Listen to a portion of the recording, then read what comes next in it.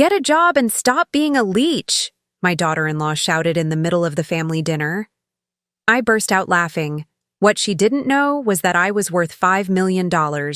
So I simply replied, "Sweetheart, find yourself a new place to live. I'm glad to have you here. Follow my story until the end and comment the city you're watching from so I can see how far my story has reached. My name is Eileen, and for 3 years, I've been living a lie. Not the kind of lie you tell others, but the kind you tell yourself when you need to discover who people really are when they think you have nothing left to offer." The dinner invitation came on a Tuesday morning. Darren's voice sounded strained over the phone, the way it always did when Thalia was listening in the background. "Mom, would you like to come over for dinner Friday night? Thalia's making her famous lasagna." Famous! I almost laughed. The woman could barely boil water without burning it, but I'd learned to bite my tongue over the years. "That sounds lovely, sweetheart. What time?" 7:30. "And Mom." He paused, and I could practically hear Thalia's sharp whisper in the background. "Maybe dress a little nicer this time? You know how Thalia likes things to look. Presentable, presentable." I stared at my reflection in the hallway mirror after hanging up, gray hair pulled back in a simple bun, no makeup, wearing the same faded cardigan I'd worn to their house a dozen times before. For 3 years, this had been my uniform. The grieving widow, struggling to make ends meet in her small apartment, dependent on her son's occasional generosity. Friday evening arrived with the kind of October chill that cuts right through you. I walked the 6 blocks to their house, the same route I'd taken countless times since Harold passed. The house looked exactly as it had when I'd bought it for them as a wedding gift 7 years ago. Not that they knew that, of course. Darren opened the door with that forced smile he'd perfected. "Hi, Mom. Come in, come in." He gave me a quick hug, the kind that felt obligatory rather than genuine. At 34, my son had grown into a man I barely recognized sometimes. Still handsome, still my boy, but there was something hollow in his eyes that hadn't been there before his marriage. "Eileen." Thalia's voice cut through the warm air like a blade. She appeared in the doorway to the dining room, her platinum blonde hair perfectly styled, wearing a dress that probably cost more than most people's monthly rent. At 29, she had the kind of aggressive beauty that demanded attention and respect, even when she'd done nothing to earn either. "Hello, Thalia. Thank you for having me." She looked me up and down with barely concealed disgust. "Of course, family dinner and all that." The dining room was set with their best china, the kind reserved for guests who mattered. I noticed immediately that while Darren and Thalia had matching place settings, mine was different. Older plates, a mismatched glass, a fork with a slight bend in one of the tines. Small details that spoke volumes about how I was viewed in this house. "Mom, sit here." Darren gestured to the chair at the far end of the table, the one that put me furthest from both of them. I took my seat without comment, folding my hands in my lap as Thalia served the lasagna with theatrical flourishes. "I hope you like it," she said, though her tone suggested she couldn't care less whether I did or not. "It's an old family recipe, my grandmother's." I took a bite. It was mediocre at best, over-salted and undercooked in places. "It's delicious," I said anyway. The conversation limped along for the first 20 minutes. Darren talked about his job at the marketing firm, careful to avoid mentioning the promotion he'd been passed over for again. Thalia dominated most of the discussion, talking about her yoga classes, her shopping trips, her plans to redecorate the living room. "We're thinking of getting new furniture," she announced, cutting her lasagna into precise little squares. "Something more modern. The stuff we have now is so outdated." I remembered picking out that furniture with them when they'd first moved in. Thalia had loved it then, gushed about how perfect it was, but that was before she'd decided that everything in her life, including her husband's mother, needed an upgrade. "That sounds expensive," I said mildly. Thalia's eyes flashed. "Well, some people prioritize making their homes beautiful. Some people understand that you have to invest in quality." The barb was clear. I was neither beautiful nor quality, and certainly not worth investing in. I took another bite of the terrible lasagna and said nothing. "Actually, Mom," Darren began, and I could hear the reluctance in his voice. "We wanted to talk to you about something." I set down my fork and waited, Thalia leaned forward, her expression shifting into what she probably thought was concern. Eileen, we've been worried about you, living alone in that tiny apartment, struggling to make ends meet. It's been 3 years since Harold passed, and you're still not getting back on your feet. I'm managing fine, I said quietly. Are you, though? Thalia's voice took on that patronizing tone she used when she wanted to sound reasonable while delivering a blow. You can barely afford your rent. You shop at thrift stores. You don't even have a car anymore. All true, from their perspective. What they didn't know was that every choice had been deliberate. The small apartment was paid in cash. The thrift store clothes were a costume. The lack of a car was because I preferred to walk, not because I couldn't afford one. I get by, I said. Getting by isn't living, Mom, Darren said. And for a moment, I heard genuine concern in his voice. It gave me hope that somewhere underneath Thalia's influence, my real son still existed. But then Thalia took over again. The thing is, Eileen, we can't keep helping you forever. Darren works hard for his money, and we have our own future to think about. We want to start a family soon, and we need to be practical. I looked at my son, waiting for him to contradict her, to remind her that their help consisted of occasional dinners and birthday cards. He said nothing. Thalia continued, emboldened by his silence. What we're trying to say is, maybe it's time you thought about getting a job. You're only 64. Lots of people your age work. Walmart is always hiring greeters. The suggestion hung in the air like smoke. Walmart greeter.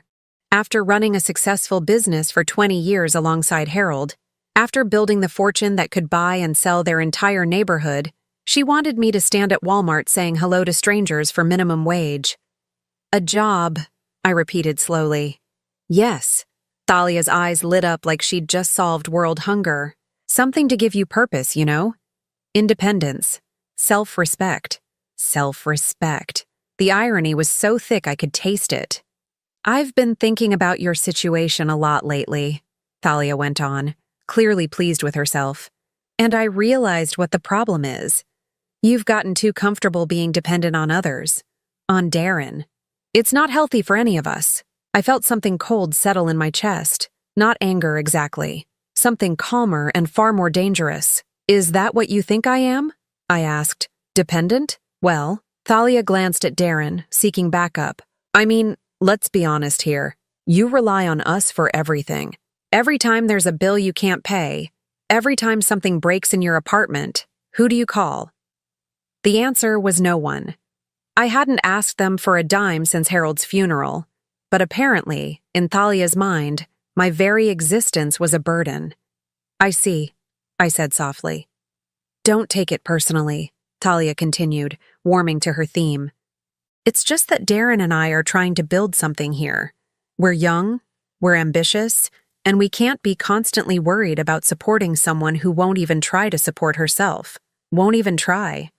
The words echoed in my mind as I looked at this woman who'd never worked a day in her life, who spent her husband's paycheck on designer handbags and spa treatments, who lived in a house she didn't know I owned while lecturing me about self-sufficiency. Thalia, I said, my voice barely above a whisper. Yes? I looked directly into her eyes, and for the first time in 3 years, I let her see something real, something that made her lean back slightly in her chair.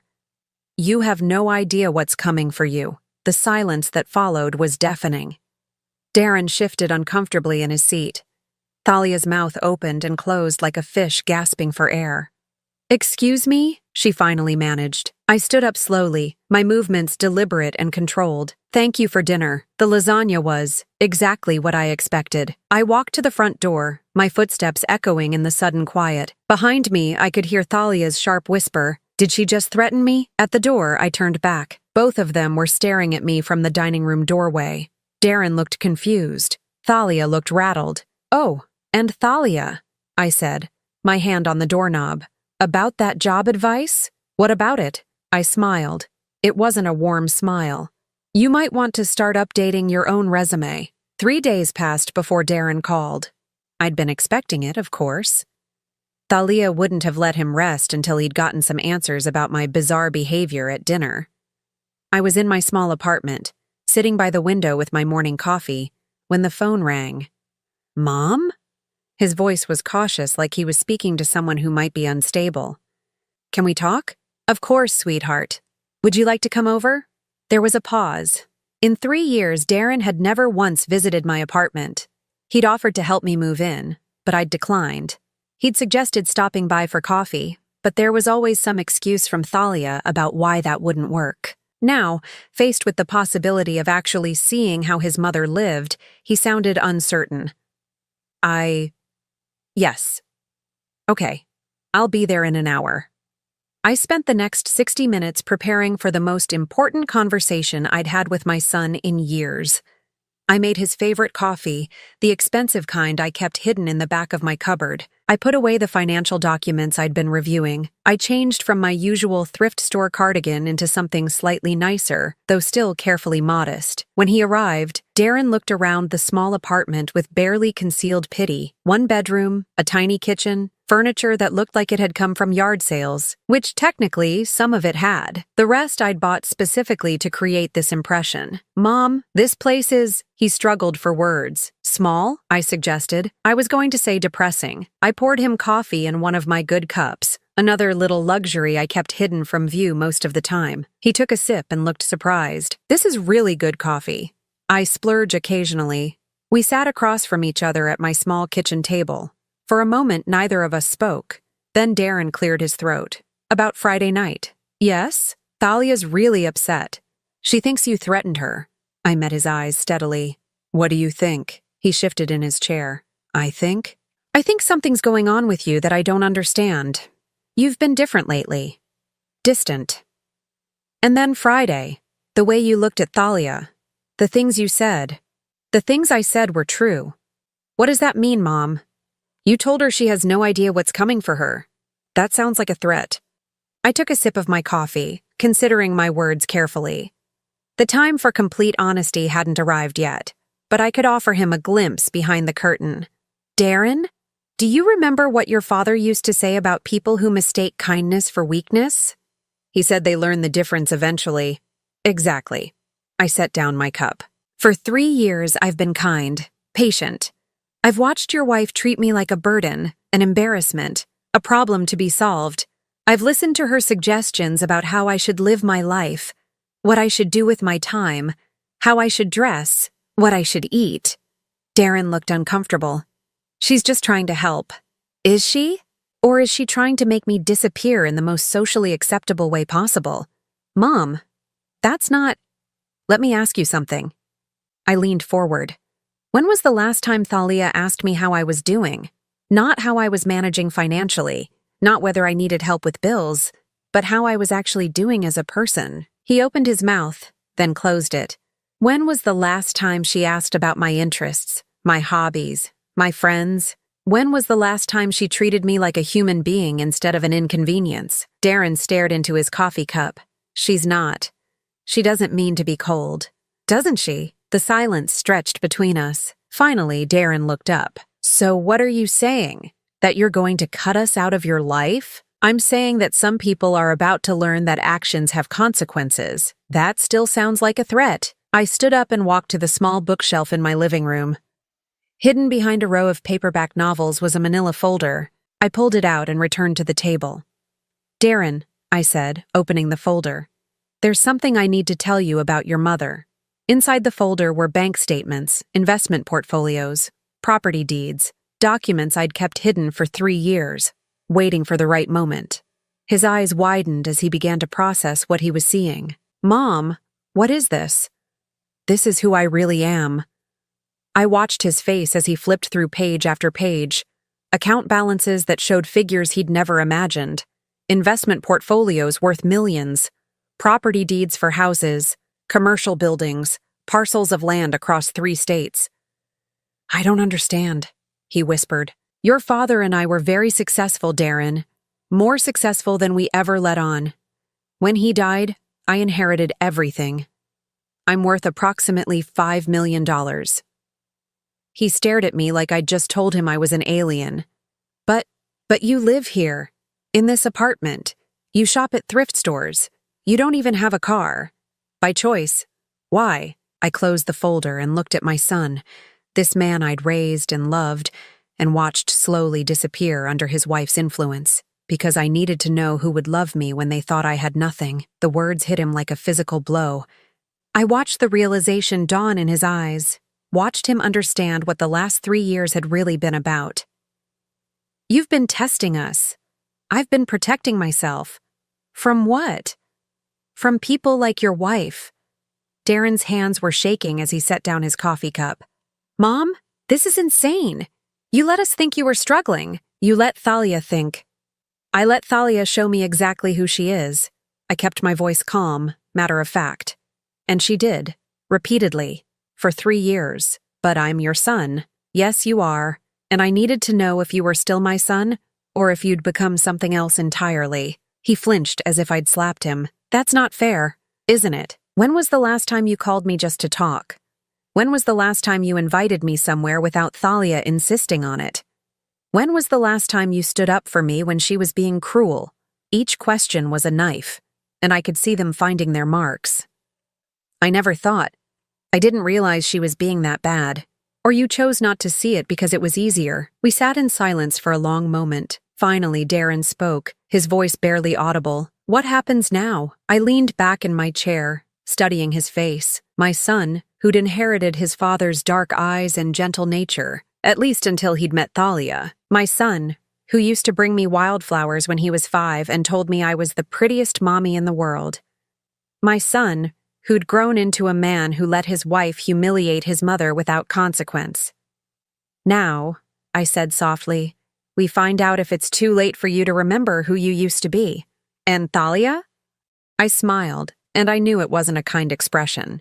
Thalia is about to discover that some people aren't as helpless as they appear. Mom, what are you planning?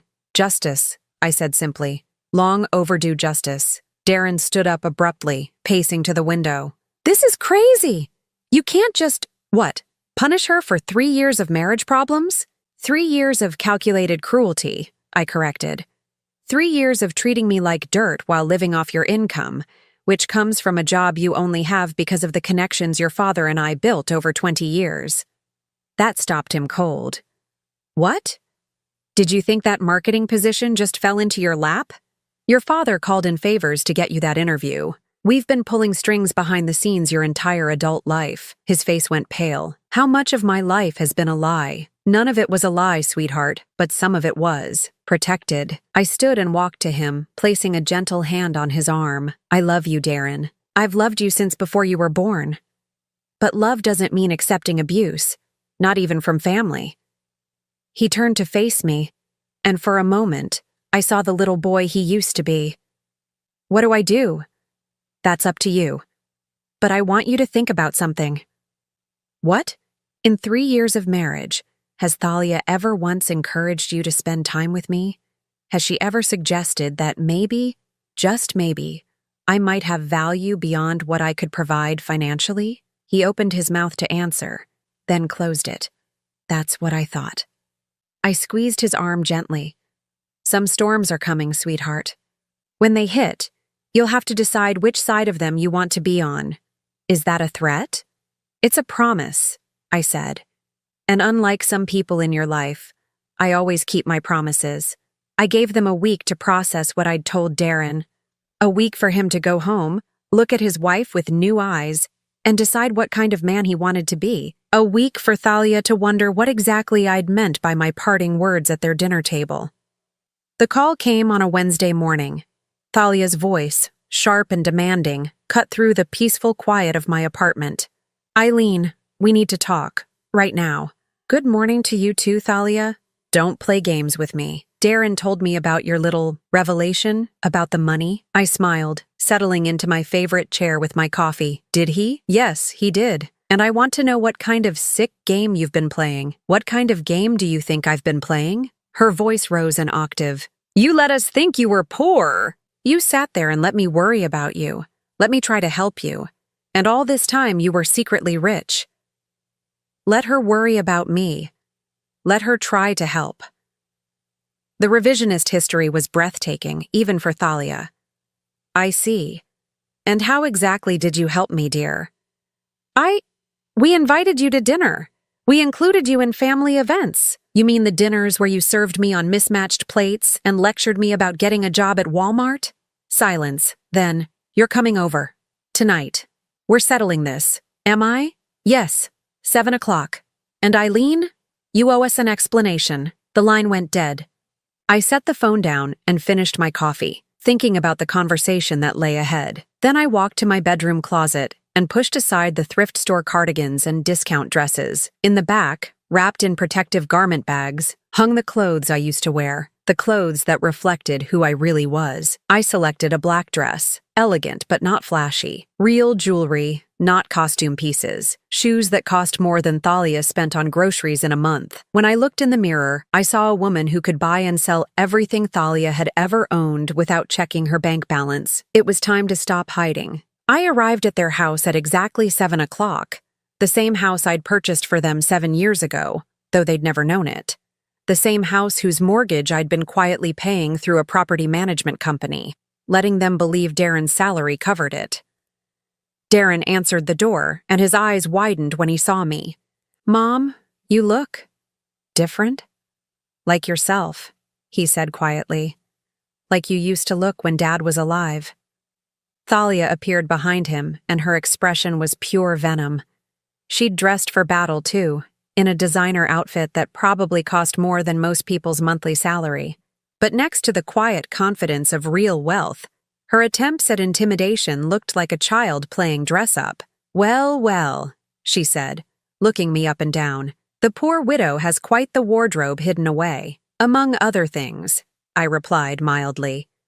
We moved to the living room, the same room I'd helped them furnish when they'd first moved in. I took a seat on the sofa I'd helped them pick out, in the house I'd bought, surrounded by the life I'd made possible for them. "Okay," Thalia said, positioning herself like a prosecutor about to deliver closing arguments. "Let's hear it. The whole truth. What would you like to know? Everything. How much money do you have? Why did you lie to us? What kind of person pretends to be poor for 3 years?" I folded my hands in my lap and looked at her calmly. "The kind of person who wants to know who her real friends are." "Friends?" Thalia's laugh was sharp and brittle. "I'm your daughter-in-law, not your friend. Family doesn't lie to family, doesn't it? Then perhaps you'd like to explain why you told the neighbors I was becoming senile and that you were worried about my mental health?" Thalia's face went pale. Darren turned to stare at her. "I never said that. You told Mrs. Henderson that I was showing signs of dementia. You suggested to the mailman that I might need to be placed in a care facility soon. You've been building a narrative about my declining mental state for months. That's not. Not what? Not true? Or not something you expected me to find out about?" Darren's voice was barely a whisper. "Thalia? Is that true?" She spun toward him, eyes blazing. "I was concerned. She was acting strange, saying weird things, dressing like a bag lady. I thought she might be losing it." "Or," I said softly, "you were laying groundwork for having me declared incompetent so you could access what you thought was Harold's life insurance money." The accusation hung in the air like a blade. Thalia's mouth opened and closed soundlessly. "That's insane," she finally managed. "Why would I do that?" I reached into my purse and pulled out a manila envelope. "Because 3 months ago, you contacted an elder law attorney. You inquired about the process for obtaining guardianship over an elderly relative who was showing signs of mental decline." Darren shot to his feet. "What?" I opened the envelope and pulled out printed emails, phone records, consultation notes. "You wanted to know how quickly the process could be completed and whether there were ways to expedite it if the relative had significant assets. How did you get those?" Thalia's voice was barely audible. "Money opens many doors, dear, including the ones you thought were locked." Darren was staring at his wife like he'd never seen her before. "Thalia, please tell me this isn't true." "It's not what it looks like," she said desperately. "I was just worried about her. I wanted to know what options we had if she really was getting sick." "Funny thing about that," I continued. "The attorney's notes indicate you were particularly interested in whether guardianship would give you access to bank accounts and investment portfolios. You specifically asked about liquidating assets for the patient's own good." The color drained from Thalia's face completely. She sank into a chair, her hands shaking. "Mom," Darren said, his voice hollow. Please tell me you're making this up. I'm afraid not, sweetheart. But why? Why would she do this? I looked at Thalia, who was staring at the floor, and felt something that might have been pity if she'd deserved it. Because she never loved you, Darren. She loved what she thought you could provide. And when it became clear that your salary alone wasn't enough to fund the lifestyle she wanted, she started looking for other sources of income. That's not true, Thalia whispered. Isn't it? Then explain the credit card debt you've been hiding from your husband, the shopping sprees you've been financing with cash advances, the jewelry you've been pawning and replacing with fakes. Darren's face went white. What? I pulled out another set of documents. Your wife has been living beyond your means for 2 years. She owes $43,000 on cards you don't know about. Thalia, is this true? She finally looked up and her face was streaked with tears. But they weren't tears of remorse. They were tears of rage. You bitch, she hissed at me. You vindictive, manipulative bitch. You set me up. I didn't set you up, dear. I simply stopped protecting you from the consequences of your own choices. She stood up, swaying slightly. You think you're so smart, don't you? You think you've won? Won what? You wanted to destroy my marriage, and you did it. Congratulations. I stood as well, and suddenly the small apartment version of me was gone completely. In her place stood the woman who'd built a business empire alongside her husband, who'd made million-dollar decisions without blinking, who'd never backed down from a fight in her life. I didn't destroy your marriage, Thalia. You did. The moment you decided that my son was just a stepping stone to something better. I love Darren. You love what Darren represents. Security, status, a meal ticket. But you've never loved him. How dare you? How dare I what? Tell the truth? Reveal what you really are? I walked closer to her, close enough that she had to look up to meet my eyes. You want to know what's really going to happen here, Thalia? What? You're going to pack your things and you're going to leave this house. Tonight. She laughed, high and wild. You can't make me leave my own home. Actually, I can. I pulled out one more document from my purse. The deed to the house, with my name clearly visible as the owner. This house belongs to me. It always has. Darren, and you have been living here as my guests for 7 years. The silence that followed was deafening. Darren stared at the deed like it was written in a foreign language. Mom, what does this mean? It means your wife has 30 minutes to pack a bag and get out of my house. Thalia was shaking now, fury and fear warring in her expression. You can't do this. I have rights. Tenant rights. You're not a tenant. You're a guest who's overstayed her welcome. I folded the deed and put it away. 30 minutes, Thalia. After that, I call the police and have you removed for trespassing. Darren! She turned to him desperately. Say something. This is our home. But Darren was still staring at the spot where the deed had been, processing the full scope of what he'd just learned. Darren! She screamed. He looked up at her, and his expression was that of a man seeing clearly for the first time in years. Get out, he said quietly. What? Get out of my mother's house. Thalia's face crumpled, but I felt no satisfaction in her tears. Only tired relief that the charade was finally over. This isn't over, she said, looking at me with pure hatred. You think you've won, but this isn't over. I smiled, and I made sure she could see exactly how little her threats meant to me. Oh, but it is, dear. This is just the beginning of what happens to people who mistake my kindness for weakness. She ran from the room, her footsteps pounding up the stairs. I could hear her throwing things around, slamming drawers, sobbing with rage. Darren and I stood in the living room, surrounded by the wreckage of his marriage and the echoes of 3 years of lies finally exposed to the light. Mom, he said finally. Yes? I'm sorry. I know you are, sweetheart. What happens now? I walked to the window and looked out at the quiet street, thinking about second chances and the price of forgiveness. Now we find out if it's possible to rebuild what we lost. The calls started the next morning.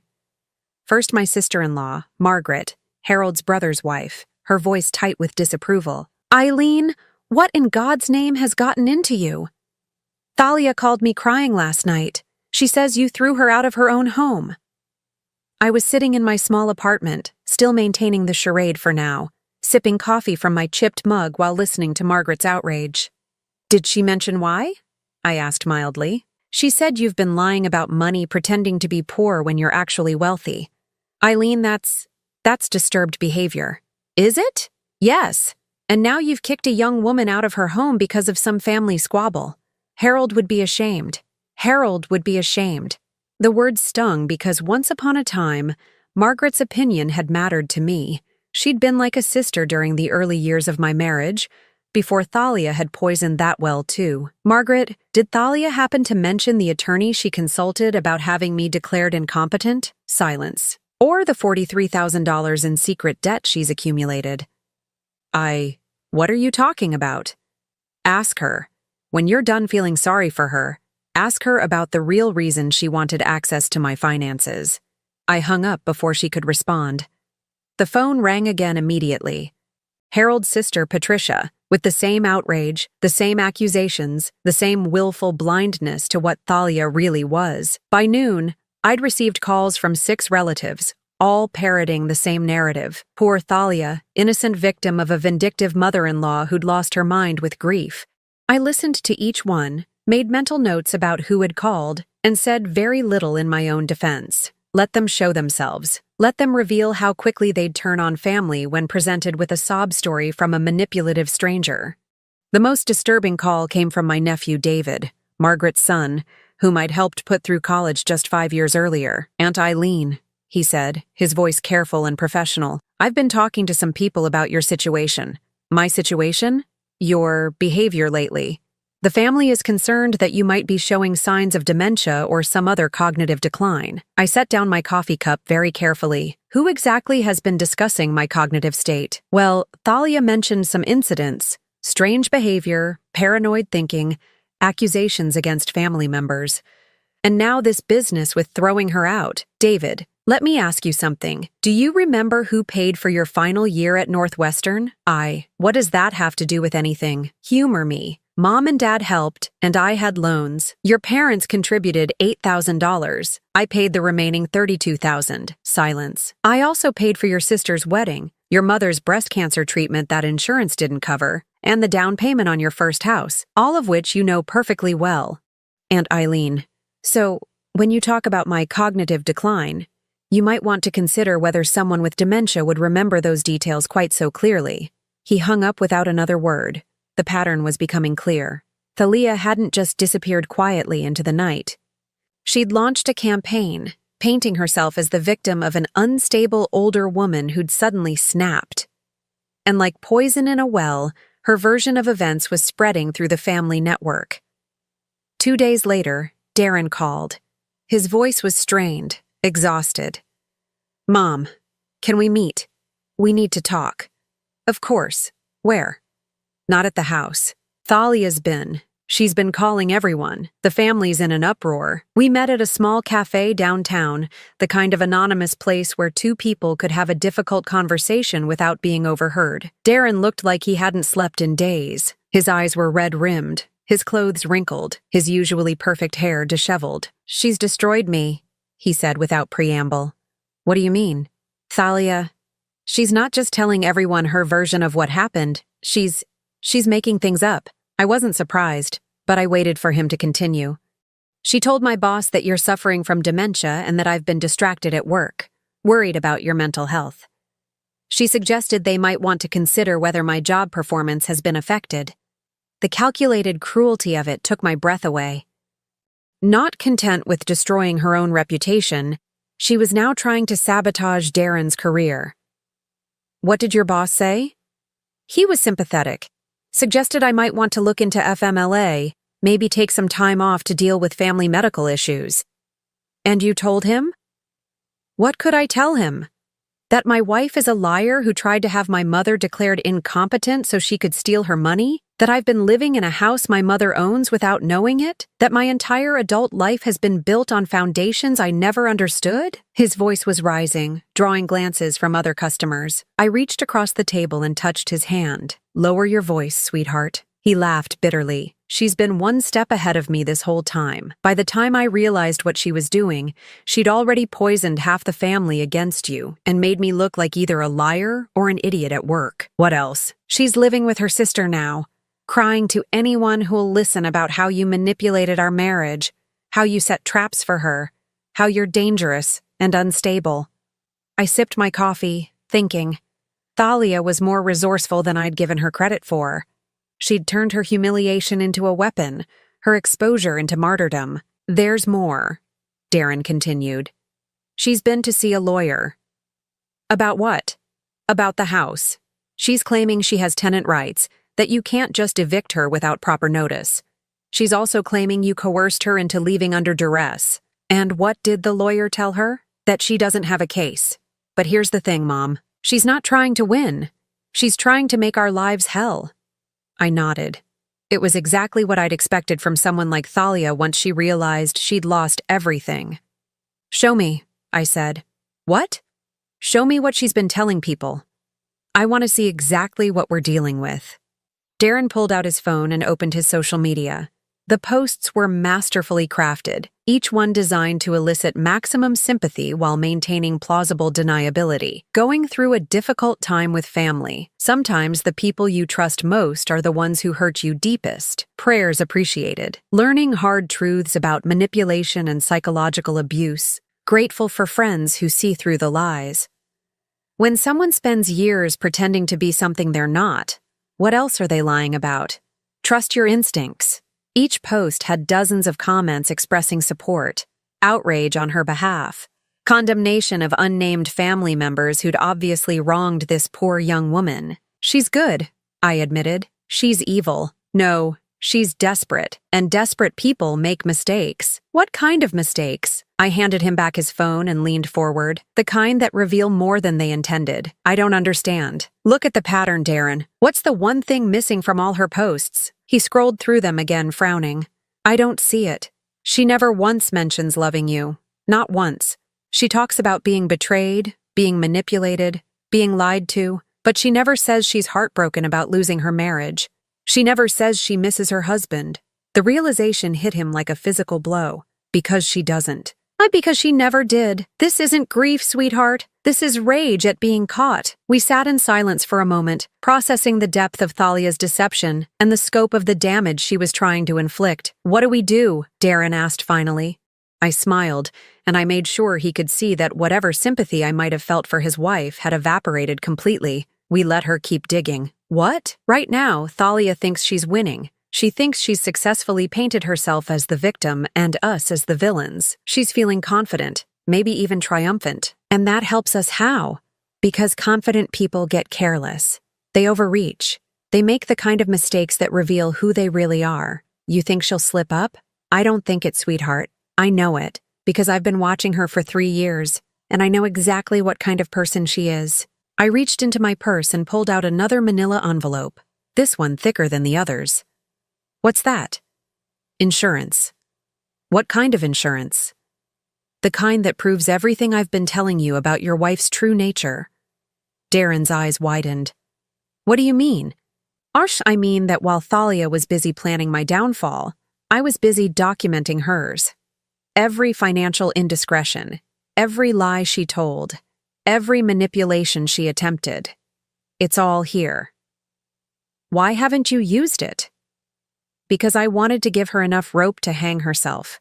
And judging by her behavior over the last few days, I'd say she's about to tie the noose. Mom, what are you planning? I stood up, gathering my things with the careful precision of someone who'd been planning this moment for a very long time. Justice, sweetheart. Pure, simple justice. And what does that look like? I looked at my son, this man I'd raised and loved and watched nearly lose himself to a woman who'd never deserved him. It looks like the truth. All of it. Every ugly, manipulative, calculating piece of it. When? Soon, I said. Very soon.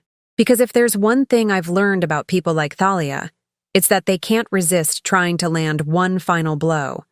And when she does, we'll be ready. I didn't have to wait long for Thalia to make her fatal mistake. It came exactly 1 week after our conversation at the cafe, in the form of a phone call that would expose everything she really was. The call came to my apartment at 2:30 in the afternoon. I was reviewing some investment portfolios when the phone rang, the caller ID showing a number I didn't recognize. Mrs. Holloway, this is Detective Sarah Martinez with the Sacramento Police Department. My blood went cold. Yes? Ma'am, I need to ask you some questions about a report that's been filed against you.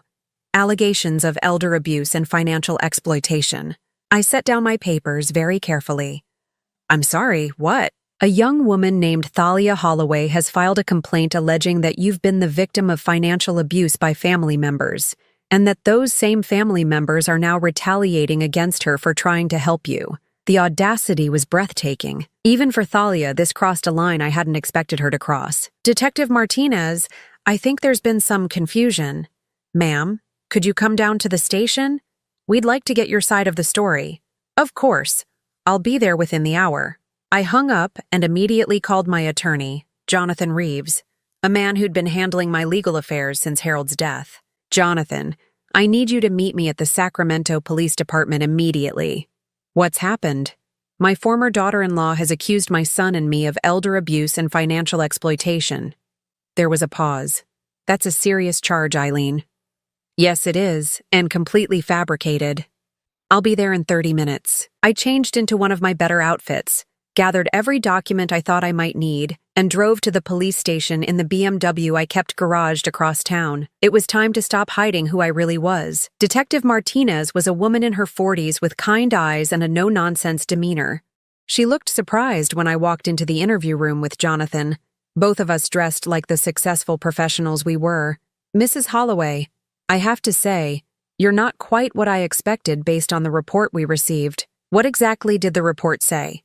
She consulted her notes. According to Ms. Thalia Holloway, you're a vulnerable elderly woman who's been systematically financially abused by your son and his wife. She claims they've been stealing from you, controlling your access to money, and forcing you to live in substandard conditions. I looked at Jonathan, who nodded slightly.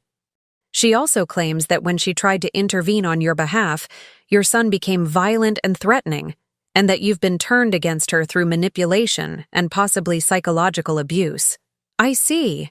And what evidence did she provide to support these claims? She provided photos of your apartment, which she says demonstrate the poor conditions you're forced to live in. She also provided what she claims are financial documents showing discrepancies in your accounts. Detective Martinez pulled out a folder and showed me printed photographs of my small apartment. Pictures taken through windows, showing the modest furniture, the small kitchen, the carefully maintained appearance of poverty I'd been cultivating. She also provided these, the detective continued, pulling out photocopied bank statements that showed my checking account, the one I used for daily expenses. The balance was consistently low, rarely more than a few $100s. Detective, I said calmly, may I ask when these photos were taken? She says within the last month. And she obtained them how? She says she was concerned about your welfare and wanted to document your living conditions. So she was stalking me. Detective Martinez looked uncomfortable. She characterized it as conducting welfare checks. Jonathan leaned forward. Detective, has anyone bothered to verify any of Ms. Thalia Holloway's claims? We're in the process of investigating. Good, I said, reaching into my purse, because I have some documents that might interest you. I placed my real bank statements on the table, the ones showing my actual financial position. Detective Martinez's eyes widened as she processed the numbers. Mrs. Holloway, these show assets of approximately $5 million, yes. But the statements Ms. Thalia provided show one account, my household expense account.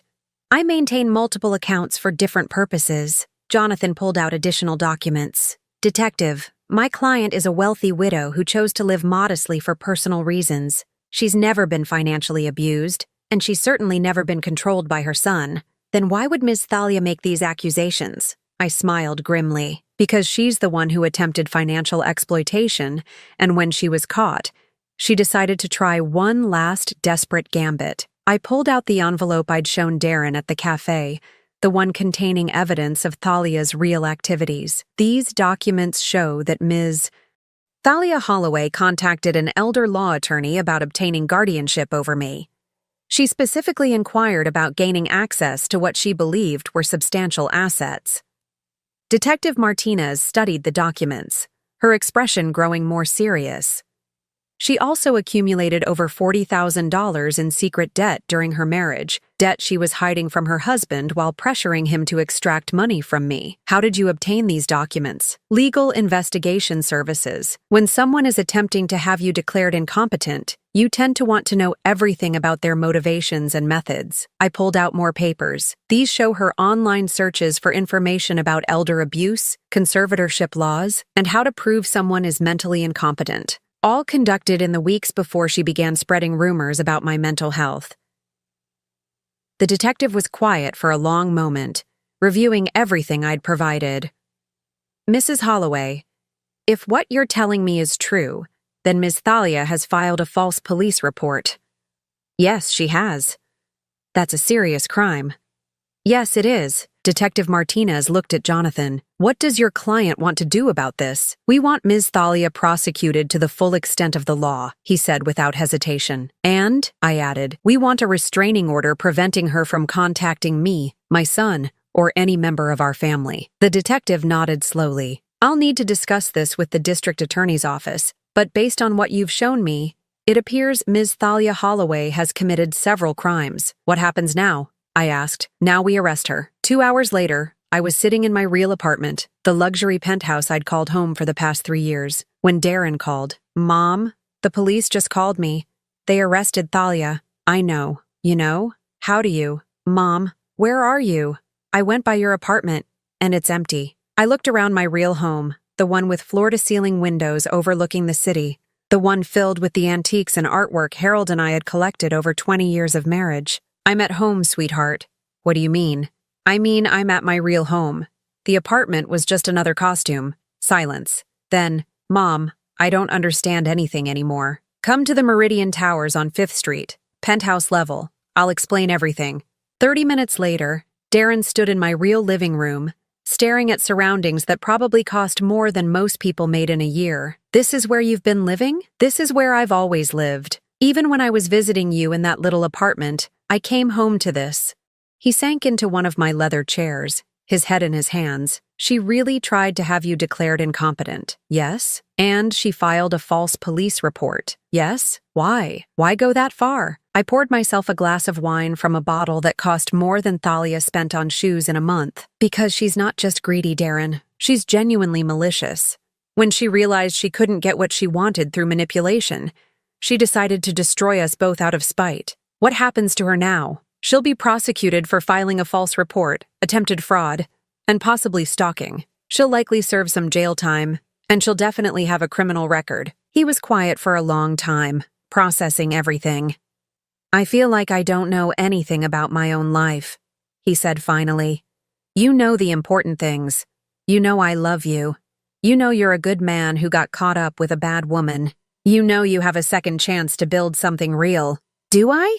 Do we? I looked at my son, this man I'd raised and protected, and almost lost to someone who'd never deserved him. That depends. On what? On whether you can forgive yourself for not seeing who she really was, and whether you can forgive me for the test I put you through. You were protecting yourself. I was, but I was also testing you.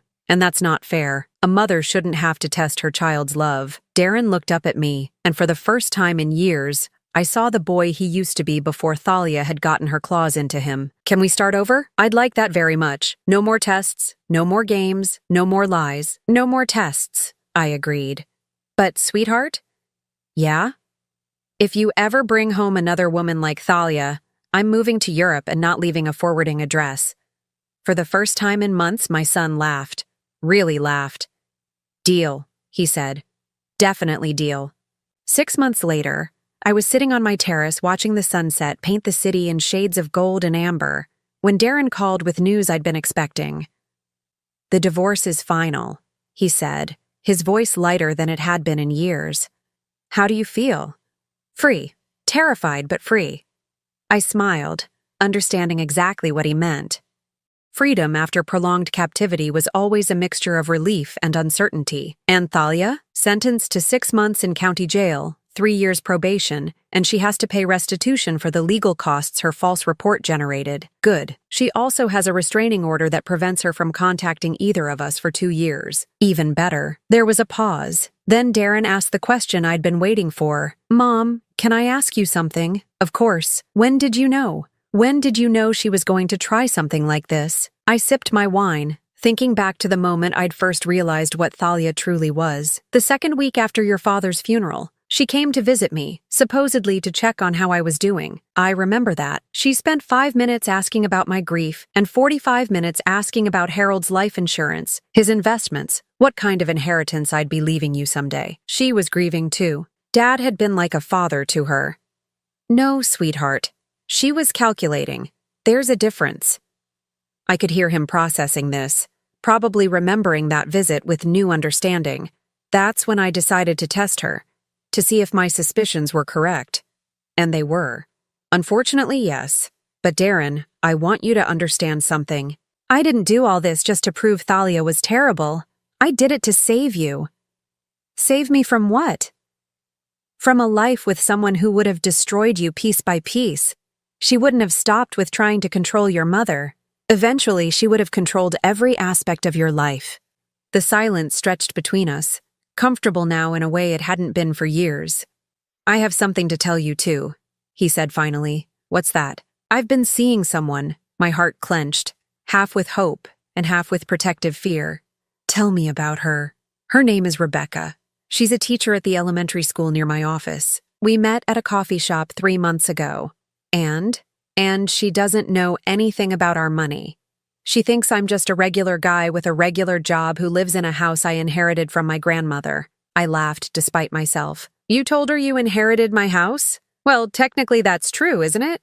I mean, someday? Someday? Yes. What's she like? She's normal, kind. She volunteers at an animal shelter on weekends. She drives a 10-year-old Honda and thinks Olive Garden is fancy dining. Do you love her? Another pause, longer this time. I think I could. But Mom, I'm scared. Of what? Of not being able to tell the difference between real love and manipulation. Of making the same mistake again. I stood up and walked to the edge of my terrace, looking out over the city where my son was learning to rebuild his life. Sweetheart, can I tell you something your father used to say? What? He used to say that the difference between love and manipulation is that love makes you feel like the best version of yourself, while manipulation makes you feel like you're never good enough. I like that. How does Rebecca make you feel? Like I used to feel, before. Like I'm enough just as I am. Then trust that feeling, and trust yourself. You're not the same man who fell for Thalia's games. You're wiser now. I hope so. I know so. But Darren. Yeah? When you're ready, I'd like to meet her. Really? Really. And this time, I promise to be myself from the beginning. No tests, no costumes, no games. She might be intimidated by all this. I could hear him gesturing at what I assumed was his memory of my penthouse. Then we'll meet somewhere neutral, somewhere that puts her at ease. You'd do that? Sweetheart, I've spent 3 years pretending to be someone I'm not. I'm tired of pretending. If Rebecca is someone who might become important to you, then she's someone I want to know. What if she doesn't like you? Then she's not the right woman for you. And what if you don't like her? I smiled, remembering my promise about moving to Europe. Then I'll keep my opinions to myself unless you ask for them. Mom? Yes? Thank you. For what? For saving me, even when I didn't know I needed saving. After we hung up, I stayed on the terrace as the sky darkened and the city lights began to twinkle below. I thought about the past 3 years, about the elaborate deception I'd maintained, about the pain of watching my son slowly disappear under his wife's influence. I thought about Harold, who would have handled this situation completely differently. He would have confronted Thalia directly, probably within the first month of noticing her behavior. But then again, Harold had never had to wonder whether people loved him for himself or for his money. That particular burden had fallen to me after his death. My phone buzzed with a text message. Margaret, Harold's sister-in-law, the first person to call and condemn me when Thalia had launched her campaign of lies. Eileen, I owe you an apology. I had lunch with Patricia today, and we pieced together the timeline of what really happened. I'm ashamed that I believed Thalia's lies without even asking for your side of the story. Can we talk? I stared at the message for a long time before responding. Margaret, apology accepted. But I think we both learned something important about making judgments without all the facts. Her response came quickly. We did. And Eileen? I'm proud of you for protecting yourself and Darren. That took incredible strength. More messages followed over the next hour. Patricia, David, even some cousins I'd barely spoken to in years. All of them apologizing, all of them admitting they'd been too quick to believe Thalia's version of events. I answered each one with grace, but I made mental notes about who had jumped to condemn me and how quickly they'd done it. Some relationships could be repaired, but they would never be quite the same. The last message of the evening came from an unexpected source. Detective Martinez. Mrs. Holloway, thought you'd want to know that Ms. Thalia attempted to contact you through the jail's phone system today. The call was blocked due to the restraining order, but I wanted you to be aware. I wasn't surprised. Thalia would never truly accept defeat. Even from jail, she was probably planning her next move, her next attempt to cause trouble. But for the first time in 3 years, I wasn't worried about what she might do. I'd stopped hiding. I'd stopped pretending to be vulnerable. I'd reclaimed my power, my voice, and my life. I poured myself another glass of wine and settled back into my chair. Tomorrow, I would start the process of selling the house where Darren and Thalia had lived. I'd already decided to give the proceeds to him, a real inheritance, rather than the fake vulnerability I'd used as a test. Tomorrow, I would also start planning for the future. Real plans, not elaborate deceptions. Maybe travel, maybe philanthropy, maybe just the simple pleasure of living authentically without constantly watching over my shoulder. But tonight, I was content to sit on my terrace, surrounded by the luxury I'd earned and the peace I'd fought for, knowing that my son was free to build a life with someone who might actually love him. The phone rang one more time. Darren again. Mom, I forgot to ask. What are you going to do now? With your life, I mean.